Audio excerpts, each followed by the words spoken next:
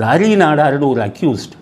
இந்த ஹரி நாடாருங்கிறவன் நிறைய பேத்துக்கு வந்து லோன் வாங்கித்தரேன்னு ஏமாற்றி நகைகளை அப்படியே இதெல்லாம் போட்டு கர்நாடகா போலீஸில் கூப்பிட்டு போய் அடின்னு அடித்து பின்னி எடுத்து வழக்கை போட்டு அனுப்பி வச்சான்.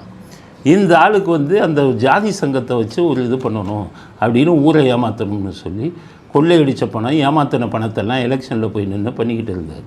இப்போ இந்த வழக்குக்கும் அவருக்கும் சம்மந்தமே இல்லை. இந்த வழக்கு மதுரை மாவட்டத்தில் நடக்குது. அவர் திருநெல்வேலி அந்த சைடு சேர்ந்தவர். அங்கேருந்து ஓடி வர்றாருங்க. இது சிவகங்கையில் நடத்தது, சிவகங்கை மாவட்டத்தில். அங்கேருந்து ஓடி வந்து பேட்டி கொடுக்கும்போதெல்லாம் முகத்தை காமிச்சு அந்த ஜாதி ரீதியான ஒரு வெளியை உருவாக்க பார்க்குறாங்க. அதனால் எல்லோருக்கும் என்ன சொல்கிறேன், அந்த மக்களுக்கு எல்லாத்துக்கும் சொல்கிறேன், அந்த சிவகங்கை மாவட்டத்தில் அந்த குறிப்பிட்ட இடத்தை சேர்ந்தவங்களுக்கு சொல்கிறேன், அடித்து விரட்டுங்கள் இந்த மாதிரி ஜாதி வெறியர்களை. இவர்கள் ஜாதி வெளியை உருவாக்கி அரசியல் லாபம் எடுப்பதற்காக பண்ணிக்கிட்டு இருக்காங்க. இதெல்லாம் ஸ்டாலினுக்கு தெரிஞ்சதுன்னா அவங்க கூப்பிட்டு அவங்களுக்கு பணத்தை கொடுத்து ஜாதி ரீதியாக பிரச்சனையை கொண்டு போ, இதை அப்படியே அமைக்கிறதுன்னு சொல்லுவாங்க.